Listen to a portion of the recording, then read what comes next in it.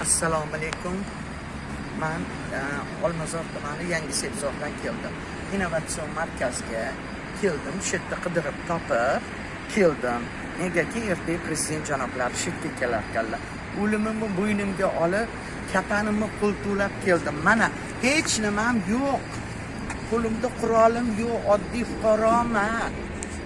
9 yildan beri murojaat qila charchadim. Endi ertagacha mana shu yerda o'tiraman.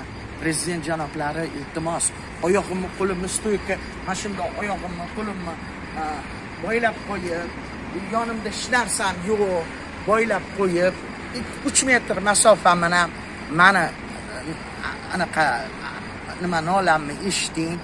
Men siz bilan ko'rishmasdan bu yerdan ketmayman. Xudo xolasa sizni kelishingizni Yangi Sebzor, Olmazor tumani Yangi Sebzordan keldim mana shu markazga.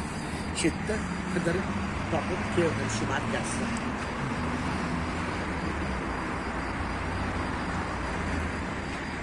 Kelib mana shu yerda o'tiribman. Endi 9 yildan beri murojaat qila charchadim.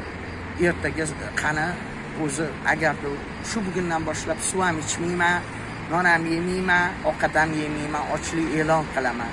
Qani sizni fuqarolaringizga mehringizni, ularni kambag'allarni ohi-nolasini eshitishingizni isbotini ko'ramiz.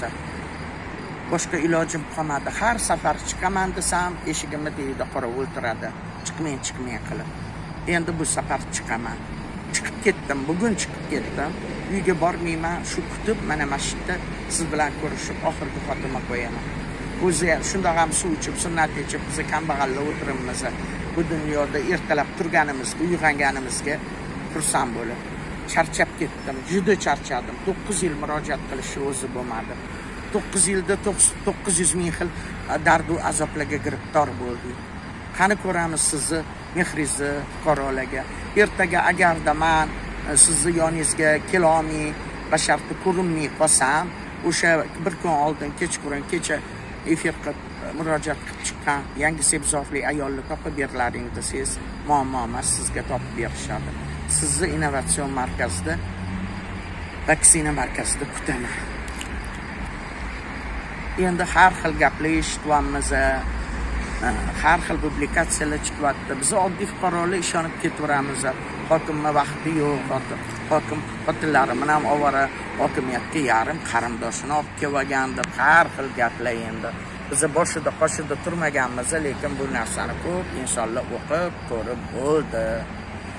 Intizorlikman men prezidentni kutib, oxinolalarimizga oxirgi nuqtani qo'yib, shod xurramlikda ko'rish nasib aylasin iloyim. E'tiboringlar uchun rahmat.